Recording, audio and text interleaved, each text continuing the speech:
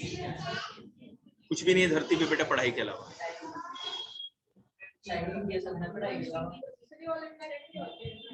All India rank, all India में पूरी all India की रैंक। चलिए अब करें ऑल इंडिया रेडियो लोग, देखिएगा जस्ट फॉरगेट इट। बहुत अच्छा स्पीच दिया यार, मैं भी नहीं बोल पाया। मैं थोड़ा सोच के इसको और पॉलिश करते जाना है, मतलब आप लोग खुद ब खुद प्रिपेयर है। लेकिन जनवरी तक अगर भगवान नजर ना लगाए आप लोग टिक जाएं ऑनलाइन। ओके चलिए देखिए, थैंक यू मम्मा। सवाल है ओके, देखिएगा ये हर बार chemical effect of electric current कैसे आ जाता है, उनकी फोटो की जरूरत क्या है। चलिए देखिए, कीप क्वाइट।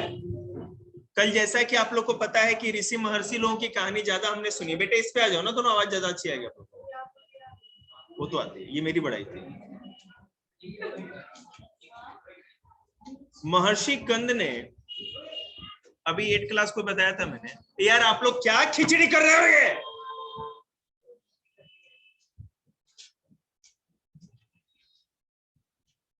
ठीक है, कल से 10th क्लास का बैच डिसमिस। आप लोग क्या सैंपल पेपर करेंगे नहीं, हो गया खत्म तुम लोगों का खेल, पढ़ लिए तुम लोग।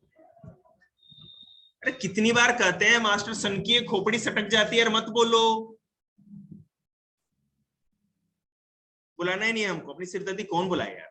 अपना बैच का टाइम है, अपना पढ़ो और घर जाओ। कल से डिसमिस है तुम लोग का।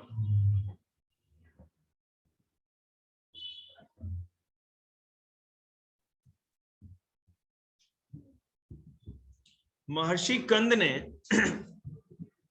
पहले बताया कि हमारे यूनिवर्स में जो सबसे छोटा, धरती इधर आ जल्दी, उसको बुलाना जरा।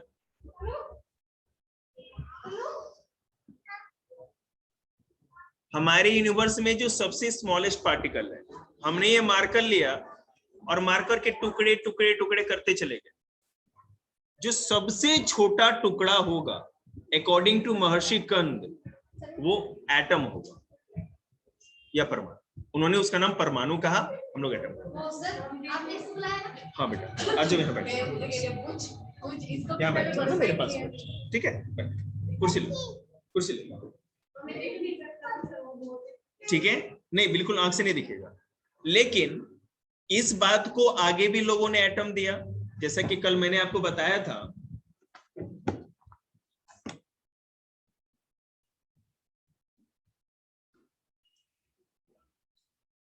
जैसा कि आप लोग को पता है कि हम लोगों के यहां से ही पूरे यूरोप के लोग ज्ञान लिए थे।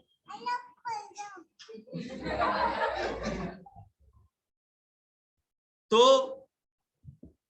उन लोगों को पता चला कि इंडिया में लोग ने बताया है कि जो पदार्थ या कोई भी सब्सटेंस है, उसका सबसे छोटा हिस्सा एटम या परमाणु होता है। इसको यूरोप बहुत दिनों तक मानता रहा। आगे जाके मैं भी आपको बताऊंगा, ये बताया गया कि एटम सबसे छोटा नहीं है। एटम भी 3 छोटे छोटे पार्टिकल के मिलने से बना होता है, जो कि इलेक्ट्रॉन, प्रोटॉन और न्यूट्रॉन होते हैं। 9th क्लास में जिन बच्चों ने साइंस नहीं पढ़ी थी अच्छे से, अभी एटम एंड मेटल और नॉन मेटल में वो फंस रहे थे। तो 9th क्लास की किताब से 4 पेज लेकर के फिर से मेरे को पढ़ाना पड़ा, तब जाके 10th का कराना पड़ा। तो आप लोग अगर अच्छे से पढ़ेंगे तो कोई इशू नहीं होगा। देखेंगे आगे जाके, देखिए यूरोप के साइंटिस्ट लोगों ने क्या कहा एटम के बारे में। एक लॉ आया, लॉ ऑफ केमिकल कॉम्बिनेशन, ठीक है। अब ये केमिकल कॉम्बिनेशन का लॉ क्या था, थोड़ा sound. Law of conservation of mass is there are 3 important law of chemical combination. Chemical combination में 3 तरह के लॉ। पहला, और अच्छे से पढ़िएगा, रिटन पेपर देना होगा अगली बार, पता है ना, एमसीक्यू नहीं। Law of conservation of mass, ठीक है, और matter, law of constant proportion, law of multiple properties. तो आप देख सकते हैं लॉ ऑफ केमिकल कॉम्बिनेशन में there will be 3 laws, law of conservation of mass, law of constant proportion, law of multiple properties, proportion है sir. तो बेटे हम तो अभी किसी का अब डिटेलिंग 5-5 पेज में डिटेलिंग, रुको ना यार, अभी हमने तो नाम तो बोला है केवल, ठीक है। अब हम लोग एक एक करके इनके बारे में देखेंगे। ध्यान दीजिएगा, law of conservation of mass क्या था, मतलब कि law of conservation of mass was given by Lavoisier in 1774। 1774 में लेवेजियर नाम के साइंटिस्ट ने law of conservation of mass दिया। मैं इसमें उन्होंने कहा आखिर ये है क्या, ध्यान से सुनिएगा। Not destroyed in a chemical reaction, आप किसी भी मैटर को लो और केमिकल रिएक्शन कराओ, मतलब केमिकल उसके साथ मिक्स करो, या दो चीजों को मिक्स करो, तो ड्यूरिंग केमिकल रिएक्शन या किसी भी आप लोग सब लोग बुक बंद कर दो ना यार, क्यों बुक की जरूरत क्या है। किसी भी केमिकल रिएक्शन के दौरान, ठीक है, आप मास को, मास मतलब अब हम लोग याद रखिएगा वेट के लिए मास यूज करते हैं, आप लोगों को सिखा रखा है। मास ना तो किसी का क्रिएट कर सकते हैं, मतलब ना तो किसी का मास या वेट बढ़ा सकते हैं, और केमिकल रिएक्शन के द्वारा ना किसी का मास या वेट कम भी नहीं कर सकते, ना तो बढ़ा सकते हैं और ना तो घटा सकते हैं, मतलब nor created nor destroyed. Okay, clear है। तो लॉ ऑफ कंजर्वेशन ऑफ मास जब पूछेंगे ना तो एकदम रट्टू तोते की तरह बोलना है कि ना तो मास बन सकता है ना तो मास मिट सकता है, यही law of conservation of mass है। लॉ ऑफ कंजर्वेशन ऑफ मास,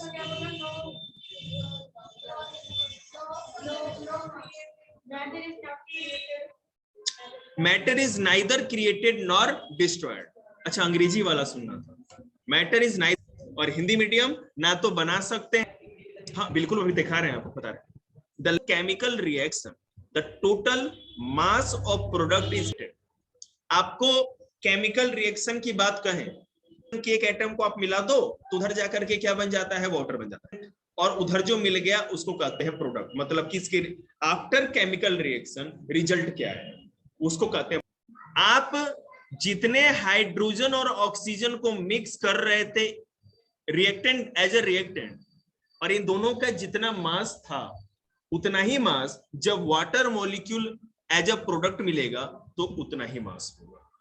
ये तो रिएक्शन हुआ ना, और उसके बाद वाटर बना, तो मास बराबर रहेगा, रूप चेंज हो गया, ये दो गैसियस फॉर्म में थे, उसका स्टेट चेंज होकर के लिक्विड हो गया, लेकिन there will be no any change in mass, mass में कोई भी चेंज नहीं होगा। ध्यान से सुनेंगे, since there is no gain or loss in mass in a chemical reaction, the mass remains conserved. conserved मतलब संरक्षित रहना, सुरक्षित रहना, बचा रहना, वो कभी भी खत्म और ये नहीं होता। देखिए द टर्म टोटल मास, अगर हम टोटल मास की बात आपसे कर रहे हैं, ठीक है, of reactant and product includes solid, liquid and gases including air that are a part of the reaction. ये जो टोटल मास है ये रिएक्शन का ही एक पार्ट, मैं आपको बताता हूं। The law of conservation of mass will become clear from the following. अब एक एग्जांपल हम देखेंगे। It has been found by experiment that if 100 gram of calcium carbonate, okay, are decomposed completely, then 56 gram of calcium oxide and 44 gram of carbon dioxide are formed. ठीक है, एक बार board पे देखिए।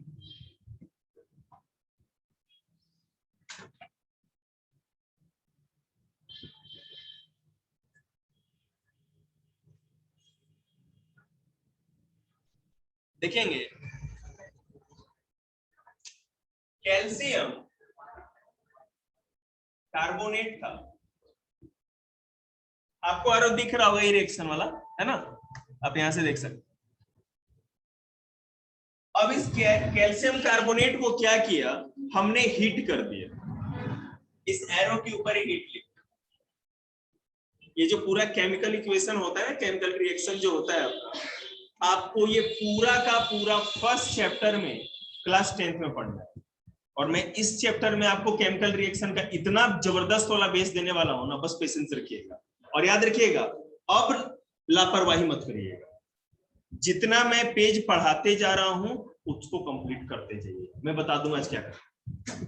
ये नहीं कि शनिवार के दिन हम लोग सरसों का तेल चढ़ाने के बाद काम करें।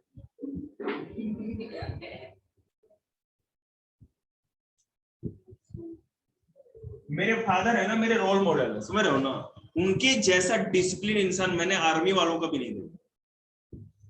उनका एक ही है ना बस मोटो रहता है, डू इट नाउ। कब करोगे? कल? कहीं तुम ही मर गए तो? अभी बीमार क्या होता है? बीमार आदमी का शरीर होता है, मन और इच्छा नहीं। क्यों? बुखार में भी आदमी लेटे लेटे किताब नहीं पढ़ सकता, टीवी तो देखते ही लेता है ना वो।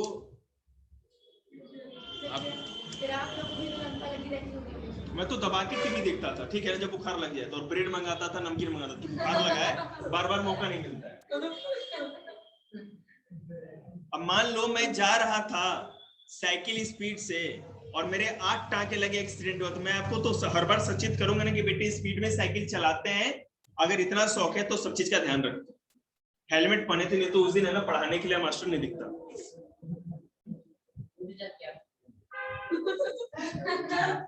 खोपड़ी निकल जाती ना, मरने का डर होता है। देखिएगा, आपने यहाँ क्या किया कि 100 ग्राम कैल्शियम कार्बोनेट था, आपने इसको किसी बर्तन में किसी भी तरह हीट किया, गर्म किया। गर्म करने के बाद ये डिकम्पोज होकर टूट गया, ठीक है। उसके बाद दो चीजें मिली, एक कैल्शियम ऑक्साइड मिला और दूसरा कार्बन डाइऑक्साइड मिला। मैं आपको पूरा का पूरा ये बता दूंगा ना कि किस केमिकल को मिलाने पे क्यों, आखिर ये क्यों टूटा, क्यों बना, कैसे बना, सब बताएंगे, ताकि आप बिल्कुल है ना जड़ से मजबूत हो।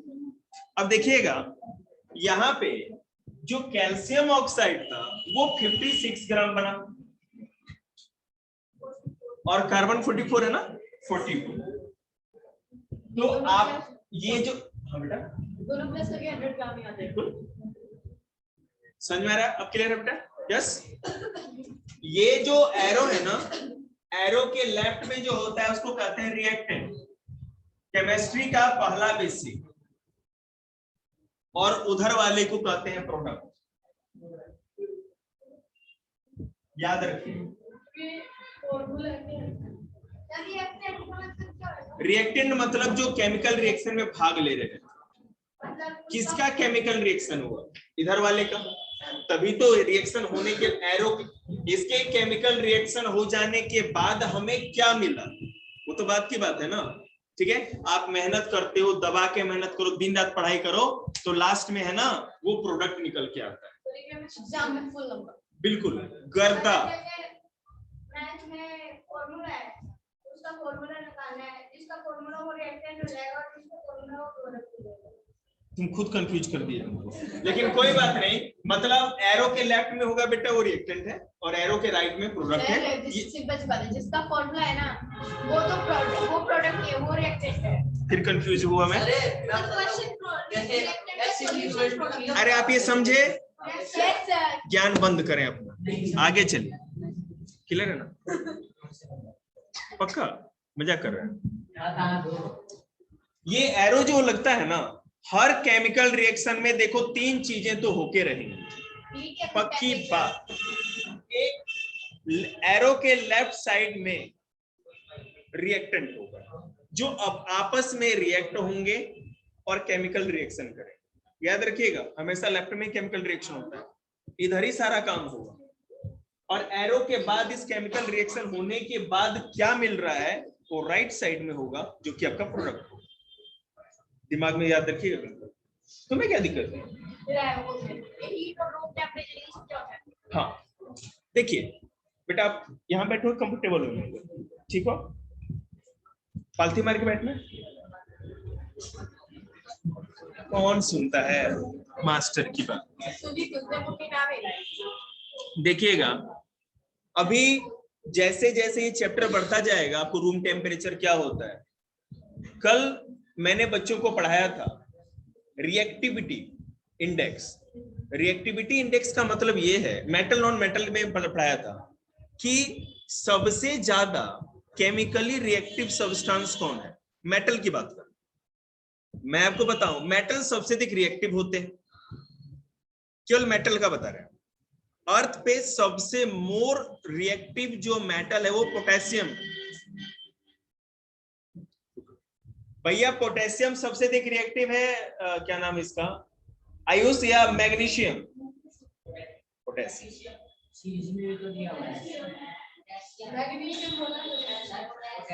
ठीक है, और सबसे कम पता है आप लोग 9th क्लास को, कोई बताएगा? देखो अभी ज्ञान देंगे, अरे इनसे पूछ 9th क्लास 10th क्या बोलता है?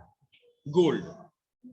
अब देखो मैं बताता हूं कि मोर रिएक्टिव और लेस रिएक्टिव का मतलब क्या है। ठीक है, आपने देखा होगा तांबे का बर्तन या लुटिया होती है ना जिसमें जल देते हैं लोग, जग भी रखते हैं पानी पीने वाला। ठीक है, लोहा आपने देखा आयरन के तवे होते हैं घर पे, कभी कभी हमारी मम्मी तो नहीं दीदी चला के मार भी देती थी, मम्मी तो ऐसा कुछ नहीं स्टंट करती थी। आपने ये भी देखा होगा कि चांदी के है ना पाजेब, मतलब जो पायल, मोस्टली अब तो वही चीज है ज्वेलरी में जो पहनी जाती, नहीं तो बाद बाकी अब तो एल्युमिनियम भी।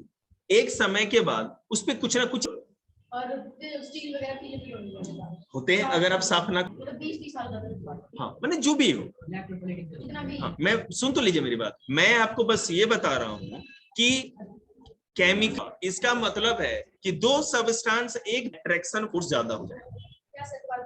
केमिकल रिएक्शन का मतलब है एसिड और ज्यादा रिएक्टिव रहने वाला, इसका मतलब है वो किसी भी चीज से तुरंत रिएक्ट कर जाएगा। रिएक्ट फर्स्ट, उसके बाद आपसे सुनेंगे आपका क्वेश्चन।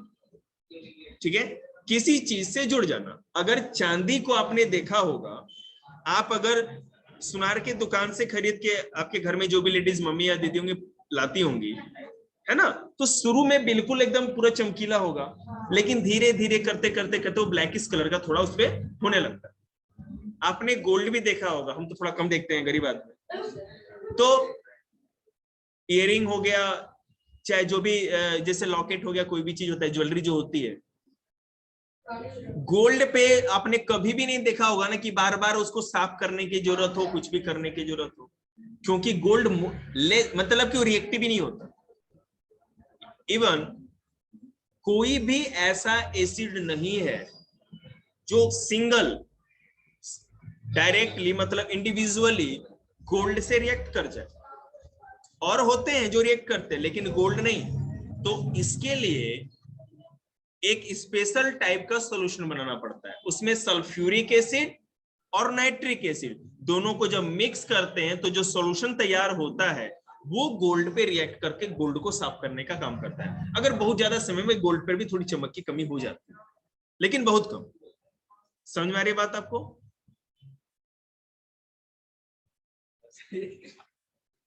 बहुत खुश हूं मैं तेरे से आज। गुड। कुछ भी नहीं, वो तो पेपर के बाद होगा ना, अभी क्या होगा। अब सब बात आप ही समझ लेंगे तो सफेद दाढ़ी वाले मास्टर नहीं हो जाएंगे। चलो पूछ लो।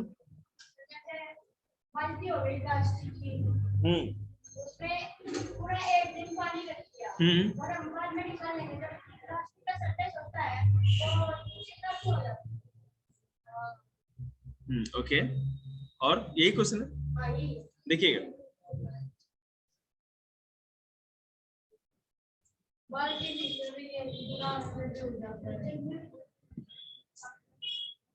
देखिए, जो वाटर आपका होता है, अगर वो आरओ का हो, फिल्टर, तब ये प्रॉब्लम नहीं होगी। ठीक है, लेकिन अगर वो पानी नॉर्मल जैसे दिल्ली जल बोर्ड का हो गया चाहे और भी हो, तो उसमें थोड़ी इंप्योरिटी होती है। मतलब इंप्योरिटी इन द सेंस मतलब बिल्कुल रिफाइंड नहीं होता। मैं आपको बताता हूँ रिफाइंड पानी की खासियत।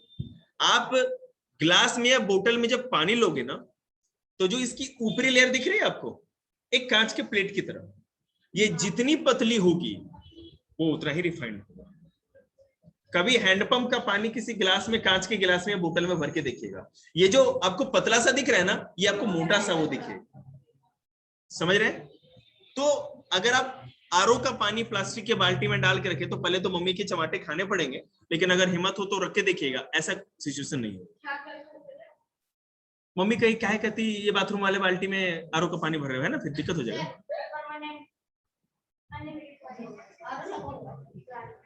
आरओ प्लांट मतलब आप लोग जो बाथरूम में यूज करते हो वो भी आरओ है? तो प्लास्टिक की बाल्टी में जो पानी आप यूज करते हो बेटा वो तो किचन के लिए नहीं होगा ना। हाँ तो वही बात करें ना। हाँ आप कर सकते, करके देख लीजिएगा। ओके वही कह रहे हैं, इम्प्योरिटी होती है। इम्प्योरिटीज मतलब कि मैं आपको बता रहा हूँ, देखिए नहीं होता प्योर इन द सेंस। देखिए क्या है प्योरिटी का मतलब है कि पानी में इम्प्योरिटी है, मतलब कि प्योरिटी में दिक्कत है। लेकिन कंटेमिनेटेड का मतलब यह है कि वो आपके शरीर के लिए हानिकारक है क्या। ठीक है, अब मैं आपको एक चीज और समझाता हूं। उसमें उस वाटर में कुछ ऐसे सब्सटेंसेस हैं जो प्लास्टिक के साथ रिएक्ट हो रहे हैं, तभी तो जाके चिपक जा रहे हैं, वो चिकनाहट चिपक जाती, समझ रहे हैं। और जब आप आरओ में फिल्टर करेंगे तो आरओ में एक लेवल होता है कितना फिल्टर करना है आपको। अगर आरओ का पूरा 100% फिल्टर कर लें तो आपको पता है आपके शरीर में इतने मिनरल की कमी हो जाएगी, आपको गोलियां खानी पड़ेगी, समझ रहे हैं ना। तो आरओ के पानी का भी फिल्टर का एक लेवल होता है, पूरा फुल फिल्टर पानी नहीं करना चाहिए, क्योंकि इसमें जो मेटेलिक सब्सटेंस है, जो जैसे कॉपर है, आयरन है, हर चीज की हमको बॉडी को जरूरत होती है, और जो कि वाटर से मिलती है, क्योंकि वाटर ही एक ऐसा चीज है जो डायरेक्टली लैंड के मिनरल से होकर के हमारे तक आता है। हाँ अभी जो नहीं मैं आपको बता रहा हूँ ना, मैं उसका एक्सपर्ट तो नहीं हूँ, लेकिन ऐसे पता नहीं, आप कुछ नेट पे सर्च कर लेना। लेकिन मैं आपको बता रहा हूँ क्योंकि अगर आरओ क्या करता है ना, वो मेटेलिक सब्सटेंस को भी फिल्टर करने की उसमें होती है कैपेसिटी, ठीक है ना। लेकिन फिल्टर में नहीं होता, फिल्टर में जो गंदगी है ना बस वो छान के अलग कर देगा, फिल्टर और चीजों को नहीं खत्म करता। आरओ तो आरओ ही है। Okay that's of. कल आप लोग को पूरा 45 मिनट साइंस पढ़ाएंगे। मुझे तो अगर 10 बजे रात तक पढ़ाते रहो तो पढ़ा दे, लेकिन अभी एक बार इसको बंद करें, एक बार जरा अभी बताते हैं। अगर 1 मिनट चुप रहेंगे तो कोई दिक्कत है आपको?